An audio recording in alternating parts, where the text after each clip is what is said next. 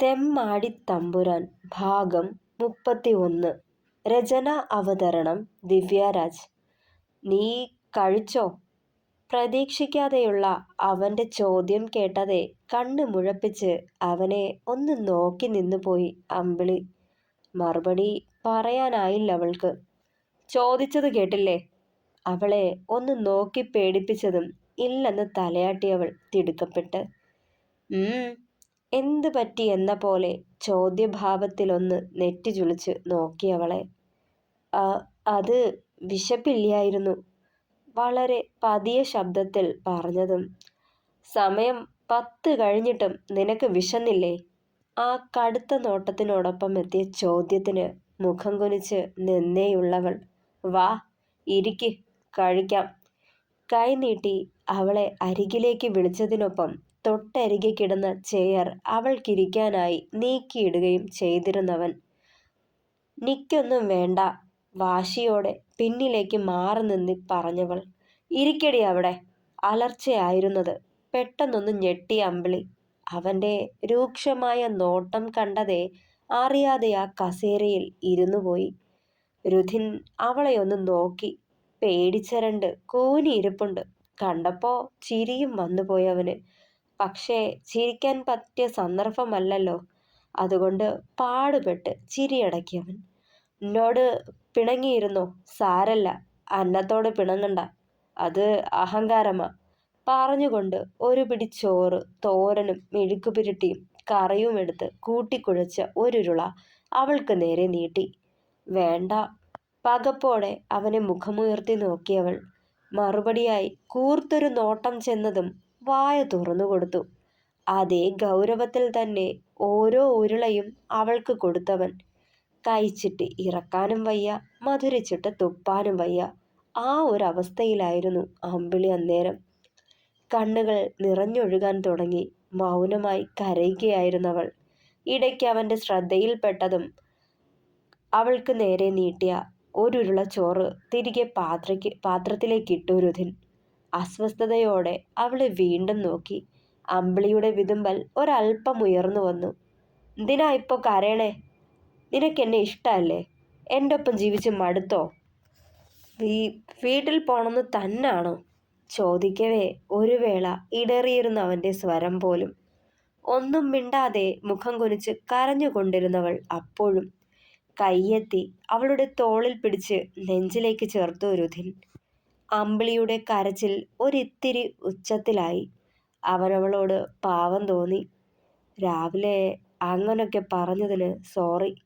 മെല്ലയ കാതോരം അത്രമേൽ ആർദ്രമായി പറയുമ്പോൾ അതേ ഇരിപ്പ് തുടർന്നേയുള്ളൂ അമ്പിളി. ഒന്ന് നോക്ക പോലും ചെയ്തില്ല അവനെ. ഇടയ്ക്കിടെ ഏങ്ങലടികൾ ഉയർന്നു വന്നുകൊണ്ടിരുന്നു.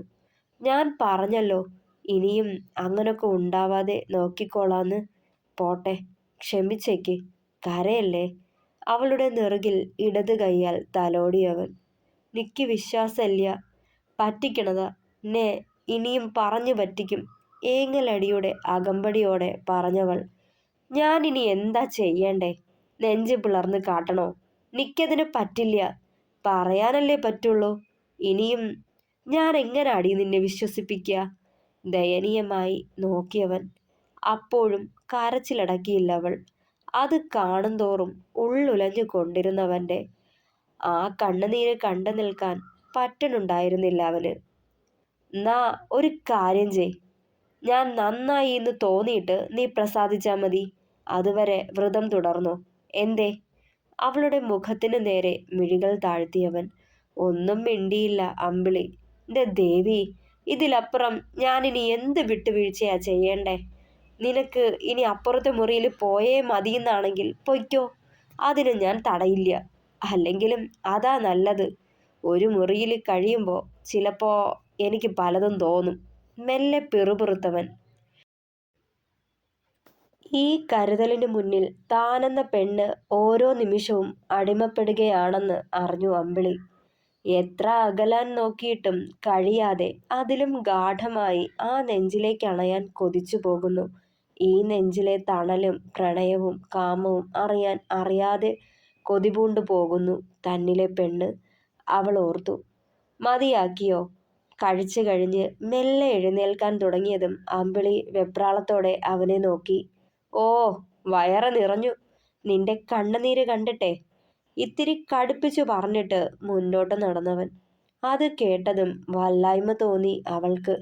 ഒന്നും മിണ്ടാതെ അവൻ പോയ വഴിയെ നോക്കി നിന്നു. മെല്ലെ അവൻ കഴിച്ചു വെച്ച പാത്രങ്ങളും എടുത്ത് അടുക്കളയിലേക്ക് നടന്നവൾ.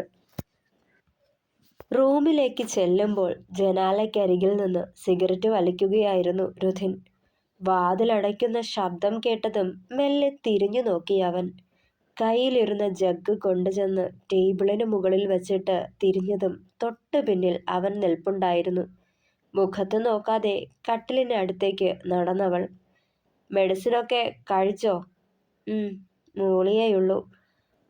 നാളെ ടെക്സ്റ്റൈൽ ഷോപ്പിൽ ഒന്ന് പോണം. ഷോപ്പ് വീണ്ടും തുറന്ന് പ്രവർത്തിക്കാൻ തുടങ്ങാം.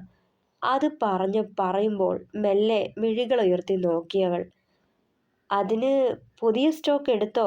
ചോദ്യഭാവത്തിൽ മെല്ലെ നോക്കിയവനെ. ഇന്ന് പോയിരുന്നു പറഞ്ഞുകൊണ്ട് ആഷ്ട്രയിലേക്ക് സിഗരറ്റ് കുത്തിക്കെടുത്തിയിട്ട് കട്ടിലിലേക്ക് കയറിക്കിടന്നു രുധിൻ. കേശുവേട്ടൻ്റെ കട ഒഴിയണ്ടേ? 2 തയ്യൽ മെഷീനും വേറെ കുറച്ച് സാധനങ്ങളുമുണ്ട്. ഞാൻ ഒറ്റയ്ക്ക് പറ്റില്ല, ആരെങ്കിലും കൂടി വേണം, മടിയോടെ പറഞ്ഞിട്ട് അവനെ നോക്കി. കണ്ണടച്ച് നെറ്റിക്ക് കുറുകെ കൈയും വച്ച് കിടപ്പുണ്ടായിരുന്നവൻ. വെറുതെ മൂളി വിട്ടേയുള്ളൂ. ലൈറ്റ് ഓഫ് ചെയ്യട്ടെ? പിന്നൊന്നും പറയാനില്ലാത്തതുകൊണ്ട് ചോദിച്ചവൾ. ലൈറ്റ് ഓഫാക്കി കിടക്കാനായി കട്ടിലിലേക്ക് വന്നിരുന്നവൾ അതറിഞ്ഞ പോലെ മെല്ലെ കൈയെടുത്ത് മാറ്റി അവൻ മുഖമുയർത്തി നോക്കി. നീ പോണില്ലേ? പരിഹാസത്തോടെയാണ് ചോദിച്ചത്. വല്ലായ്മയോടെ മുഖം കുനിച്ചേയുള്ളൂ അമ്പിളി. കഷ്ടപ്പെട്ട് എൻ്റെ കൂടെ ഈ റൂമിൽ ഇരുമനസ്സായിട്ട് കഴിയണ്ട നീ. അപ്പുറത്തേക്ക് പൊയ്ക്കോ. ഏറ് കണ്ണാലെ നോക്കിക്കൊണ്ട് അവനത് പറയുമ്പോൾ ഉള്ളൊന്നു പിടഞ്ഞു അമ്പിളിയുടെ. കരയാൻ വെമ്പി. കടിച്ചു പിടിച്ച പോലെ കരച്ചിലടക്കി പിടിച്ചു. മെല്ലെ ഒരു ബെഡ്ഷീറ്റും തലയിണയും കൈ നീട്ടിയെടുത്ത് എഴുന്നേറ്റതും അവൻ്റെ പിടുത്തം കൈത്തണ്ടയിൽ വീണിരുന്നു.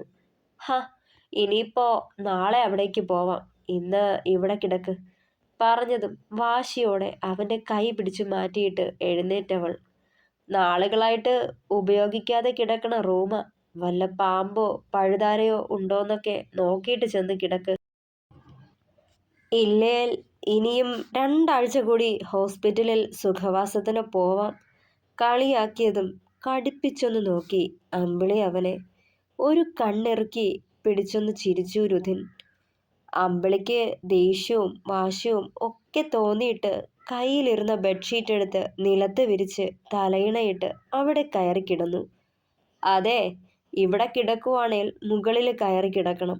കണ്ട ഹിന്ദി സീരിയലും കണ്ടിട്ട് അതുമാതിരി ഇവിടെ കാണിക്കാൻ നിൽക്കണ്ട. ചിരി കടിച്ചു പിടിച്ച് ഗൗരവത്തോടെ പറഞ്ഞിട്ടും അവൾ എണീറ്റില്ല, അവിടെ തന്നെ കിടന്നു. ചെവി കേൾക്കില്ലാന്നുണ്ടോ തമ്പ്രാട്ടിക്ക്? അവൾ കിടന്ന വശത്തേക്ക് നീങ്ങി വന്ന് കിടന്നിട്ട് ചോദിച്ചവൻ. അവൻ പറഞ്ഞത് കേട്ടതായി പോലും ഭാവിക്കാതെ കിടന്നേയുള്ളൂ അമ്പിളി. ഇവൾ ഇന്നെൻ്റെ കൈക്ക് പണിയുണ്ടാക്കി വെക്കും.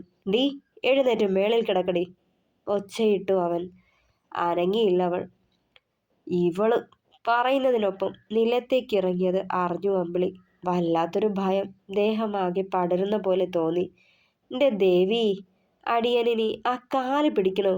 ഒന്ന് വന്ന് ഇവിടെ കിടക്കോ? കാലിലെ നീര് മാറിയിട്ടില്ലാലോ, വേദന കാണും. വെറും നിലത്ത് കിടക്കണ്ട, എണീക്ക് കെഞ്ചിയ പോലെ പറഞ്ഞു. ഞാൻ ഇവിടെ കിടന്നോളാം. അല്ലെങ്കിലും നാരായണീയത്തിന് തമ്പുരാൻ്റെ പട്ടുമെത്തേൽ കിടക്കേണ്ട യോഗ്യതയൊന്നും നിക്കില്ല.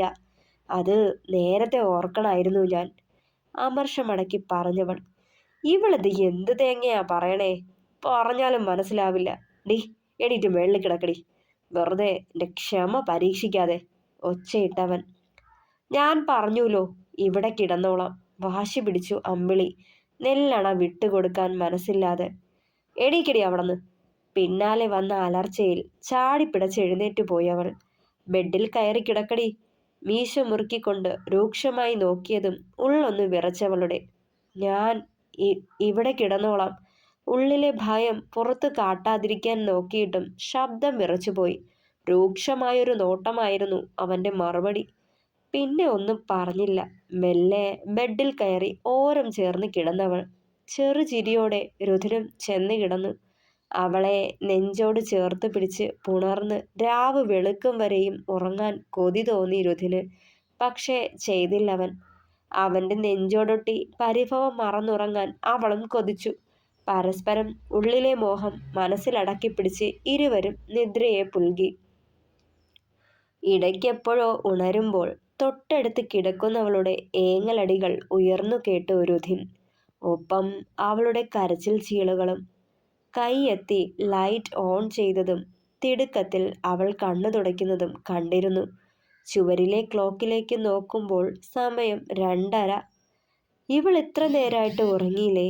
കരയായിരുന്നു ഓർത്തുകൊണ്ട് അവൾക്കരികിലേക്ക് നീങ്ങിക്കിടന്നവൻ.